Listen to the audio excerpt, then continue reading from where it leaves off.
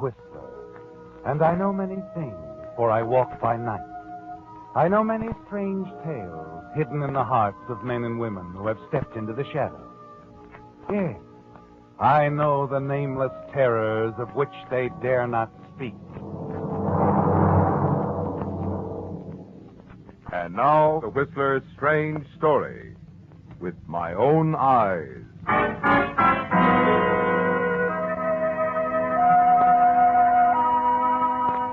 Although it was past 4, the Florida sun was hot and blinding.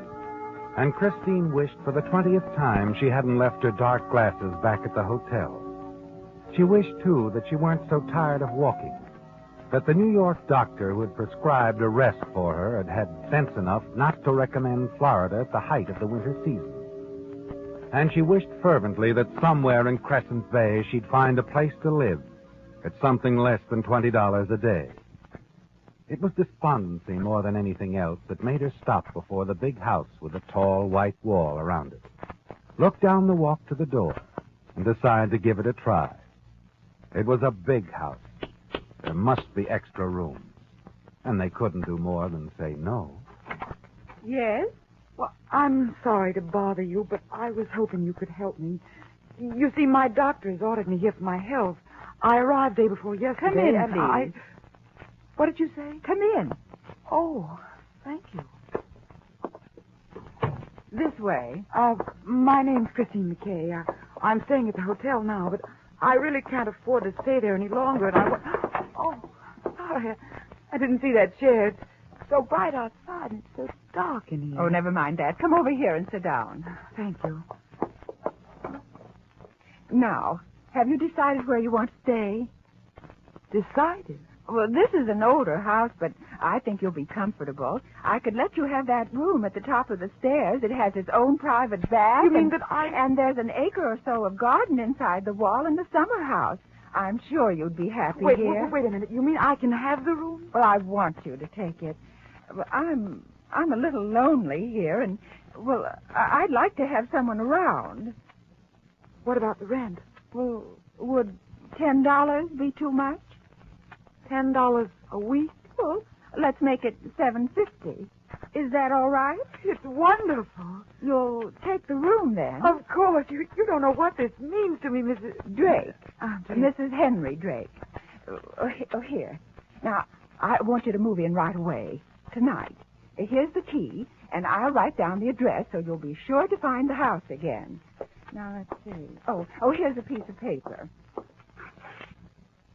1220 Biscayne Road. There you are. Thank you, Mrs. Drake. Thank you so much. Now, you run along and get your things. When can you come back? Well, I've an awful lot to do in town. I may be late. Well, you can let yourself in with your key and go right up to your room on the left at the head of the stairs. But you will be here tonight. Of course, Mrs. Drake. I'll be here tonight.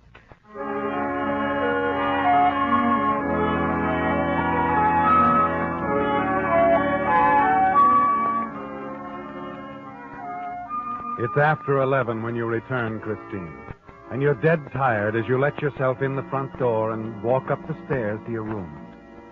You're glad the family, if there is one, is asleep, that there'll be no introductions and polite conversation to keep you from bed.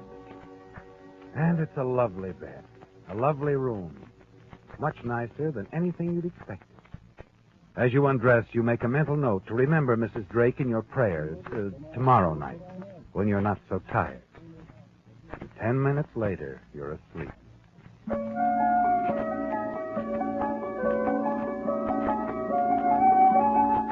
But it's a peculiar sleep.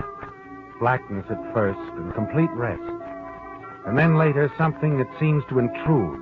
Something annoying, almost frightening. And then suddenly you find yourself sitting bolt upright in bed, listening.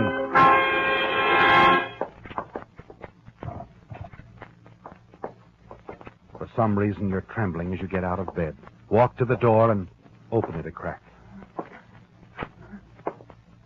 A man passes the door of your room, close enough for you to see what he's carrying. It's the body of Mrs. Drake, with the scarf she was wearing this afternoon tightly knotted around her neck. You know now what she meant, don't you, Christine? When she told you she'd feel better with someone else in the house. This man was going to kill her. You can hear his footsteps on the boardwalk outside, in the garden. And rather than take a chance on facing him somewhere down there in the darkness, you decide to lock yourself in your room and wait until morning. You turn the key in the lock, and a few minutes later you hear his steps on the boardwalk again, coming back to the house.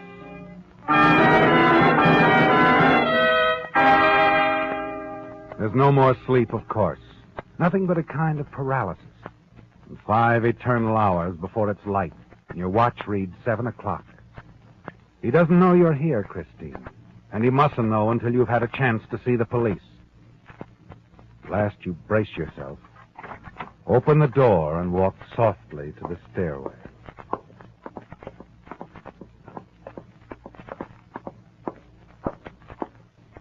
I beg your pardon. Did I frighten you? Well, I'm sorry, but you see, you frightened me, too. I didn't know I had a visitor. Well, I thought I could leave without disturbing you and Mrs. Drake. I plan to take a morning walk down to the beach. Did you say Mrs. Drake? Why, yes. Didn't she tell you? Tell me what? She rented me the room at the head of the stairs yesterday afternoon. No, she didn't tell me that. When did you come here? Last night. I was a little late and... What time? I don't know. Tell me, what time? I think about 11. Oh, I see. Now, if you don't mind, Wait a minute. Why did you come to this house? Well, I came to Florida for my health. Health? What's wrong with you? Nerves mostly. I need a rest. Oh, nerves. Did you sleep well last night? Fairly well. Oh, good. There's nothing like sleep for a case of nerves. Now, if you don't mind... No, don't go. Let me fix you some breakfast. What about it? I think I'd better go. Ridiculous going off without breakfast. Just a cup of coffee. Please. I won't take no for an answer. I insist. Why are you looking at me like that? You don't intend to let me go, do you? What? Oh, don't be silly now. There's no point in bluffing any longer. Why don't you have Mrs. Drake fix us some breakfast? Yes, I suppose I shouldn't bluff any longer.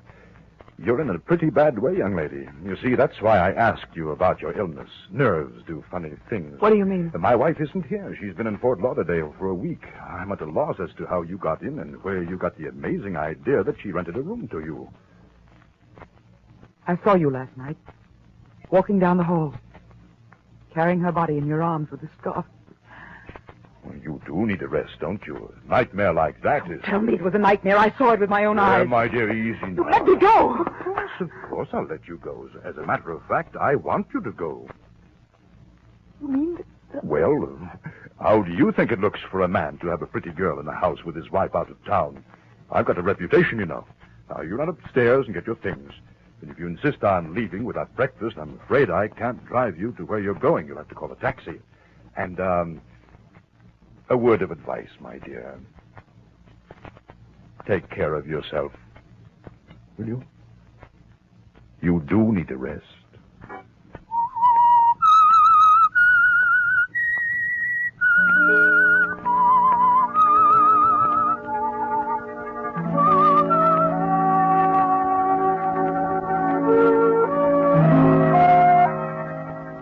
Yes, Chris, you saw it with your own eyes.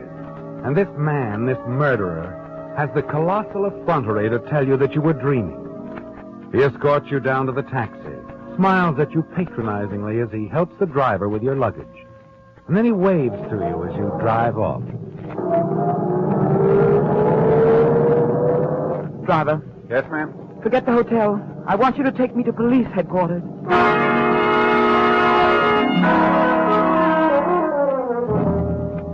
It all fits, doesn't it, Chris?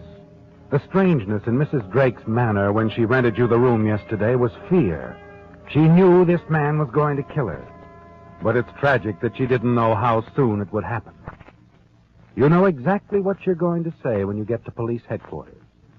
And an hour later, you're talking to the desk About sergeant. 2 in the morning that a noise awakened me. I went to the door, opened it just in time to see him walk past, carrying the body of this woman, his wife, I think. She was strangled with a scarf. Where'd this happen? 1220 Biscayne Road. What was that? 1220 Biscayne Road. Oh, wait a minute, lady. You must have that wrong. What was the woman's name? Mrs. Henry Drake. Do you know what you're saying? I've made it plain enough. He's a murderer. I want you to arrest him. Oh, wait a minute. I'm tired of waiting. I waited outside for half an hour to get in here. Take me to the chief of police or whoever your superior is. I'll do better than that, lady, I will. I'll take you in to see the commissioner. Come on.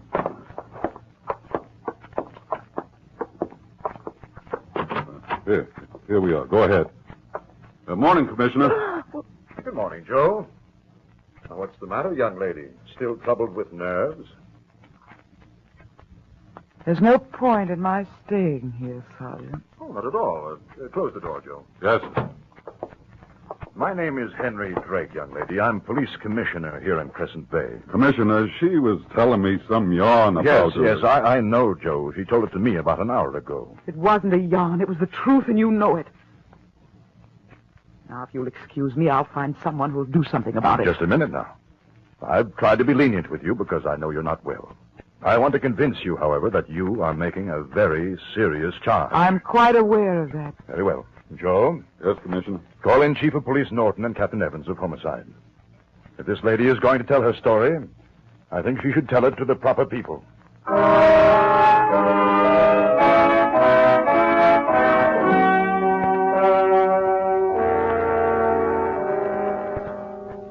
And that's all you have to say, Miss McKay. That's all. I know you can understand my embarrassment, gentlemen. Where she got that key to my house is a puzzle, of course. I think, though, that the fact that she admits that she came here for her health, her nerves, might account for her strange dream and the imaginary woman who rented her the room. I tell you, I saw it with my own eyes. Just a minute. Commissioner, Yes, Chief? where is your wife? In Fort Lauderdale, of course. You know I sent her there a week ago. But that's impossible. I talked to her yesterday. He's lying, I tell you, if you'll only check. What about that, Commissioner? It's all right with me. Send a wire, please, to the manager of the Kenworth Arms Hotel in Fort Lauderdale. Advise return wire whether a Mrs. Henry Drake is a registered guest as of today, and if she is there now. Just a moment. Will that be satisfactory, Miss McCain? I think so. All right. Send it out, Miss Dixon. We'll wait here for an answer.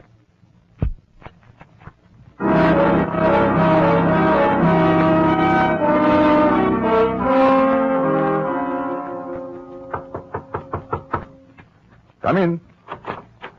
Here's the answer to that wire, Mr. Drake. Oh, good. Yeah, let's see.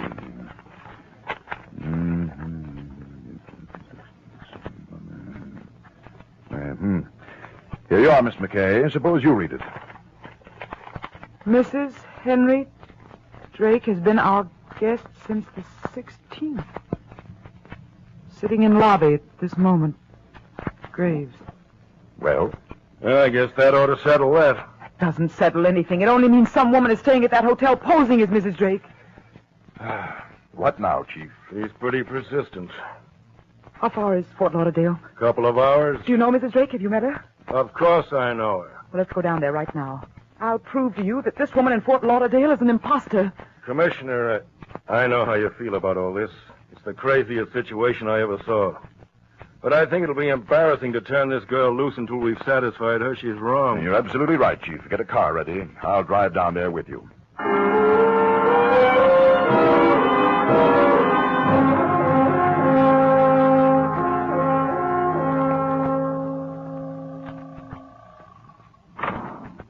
Third floor. She's in 314 down to your right. Thank you.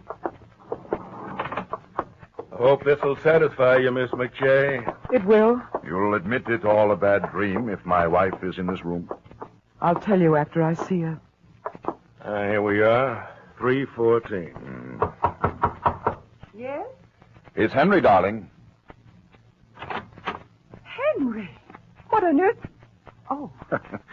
It's a long story, I'm afraid. Come in, please. You know Chief Norton, my dear, and this is Miss McKay. Oh, Henry, is something wrong? Oh, I'm sorry. Henry sent me here for a rest, you know. I'm afraid I'm not being very hospitable. We don't want to upset you, darling, but Miss McKay seems to have two very persistent ideas. One, that you rented the room at the top of the stairs to her yesterday afternoon. And two, that I strangled you with a silk scarf at 2 o'clock this morning. Oh, no. Why, Henry, I don't understand. Don't look at me, my dear. I don't understand it either. We're sorry to bother you, Mrs. Drake. We felt we had to clear it up in the lady's mind before we turned her loose. Of course. Yes, of course. Well, young lady, I don't quite know what to say to you. As you can see, I am alive. She's a very unusual girl. She's got a will of iron. I was bowled over this morning to find her in the downstairs hallway about to leave. She'd got a key from Lord knows where and had blithely spent the night in our guest room. Turned up at headquarters this morning with the story. Are you satisfied now, young lady? This is his wife? Yes, this is Mrs. Drake. Is she the one you think rented you the room? I don't know.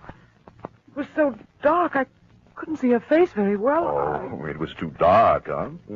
4 in the afternoon, and too dark. You were here yesterday afternoon, weren't you, Agnes? Of course I was. I was playing bridge. Please.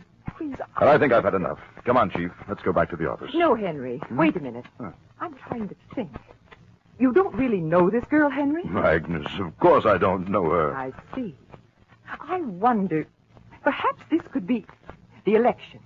Isn't it coming up next month? Yes, but what's that got to do with it? Well, couldn't it be that she's part of some sort of plot to discredit you, make you lose that election? Oh, listen, Mrs. Drake, believe me, please. I believe that's what you're up to, young lady. This whole fantastic story is a plot against my husband. Henry, I'm coming back to Crescent Bay. I'm not going to leave you alone up there another minute. Oh, no. See here, Agnes, that won't be necessary. But I want to, Henry. I want to come back. I want to help you. But your rest, Agnes. We decided you'd stay here at least from the 16th to the 28th. Your rest is important, remember? I know, dear, but please, all of you, I'll forget about it. I'll admit I'm wrong. Just please take me back to the hotel.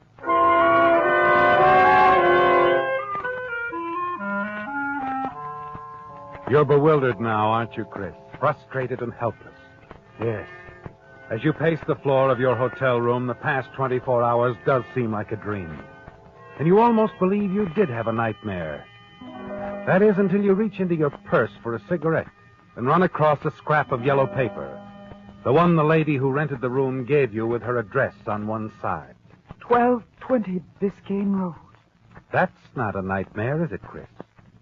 The address she wrote and handed to you. Slowly you turn the torn scrap of yellow paper over. It's the top part of a telegram, the printed Western Union heading and part of the line of code letters. A telegram, Chris. A long chance, but it's worth investigating. This telegram might shed some light on your bewildering situation. You rush to the Western Union office.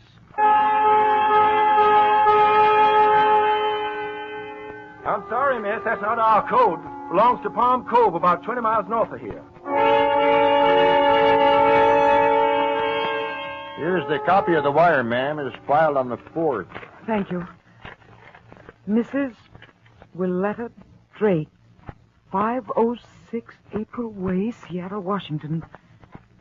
Happy to settle on your terms, provided you come here in person between the 16th and 28th. Henry. Is that what you wanted, ma'am? Yes. Yes, this is just what I wanted.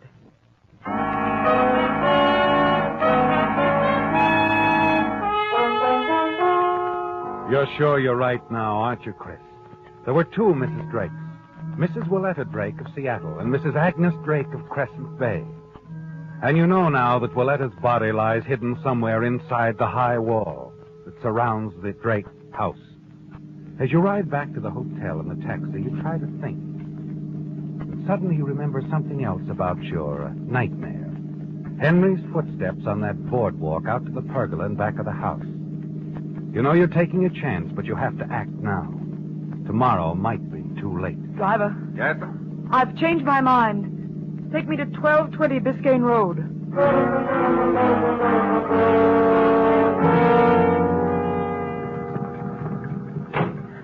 Will you wait, please? Right. I don't think I'll be long, but be sure to wait, please.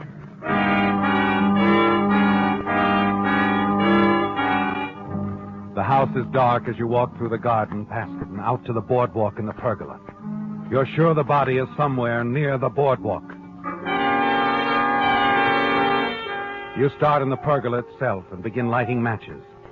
With nothing under the window seats, no signs of fresh dirt in the shrubbery around it. In the tangle of bougainvillea climbing over the summer house. In the rose beds. The tool shed. The hothouse. The shallow ornamental well next to the boardwalk.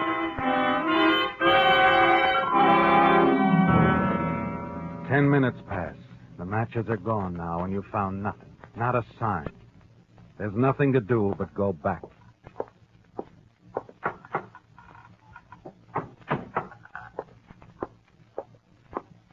I'm sorry you did that, Miss McKay. It's you. You found her, didn't you? Under the boardwalk? Under the boardwalk? Oh, it's too bad. Yes. Yes, too bad. Her name was Willetta, wasn't it? She was your first wife. She was my present wife, too. You see, I found myself in a very difficult position. Bigamy is an extraordinary problem. Bigamy? That's not the most unfortunate part, though. You are such a nice girl, so determined, so fine. I am not going to enjoy killing you, too. Don't be absurd. There's a taxi out there waiting for me. No. You see, I dismissed the taxi 5 minutes ago. Shall we walk into the house?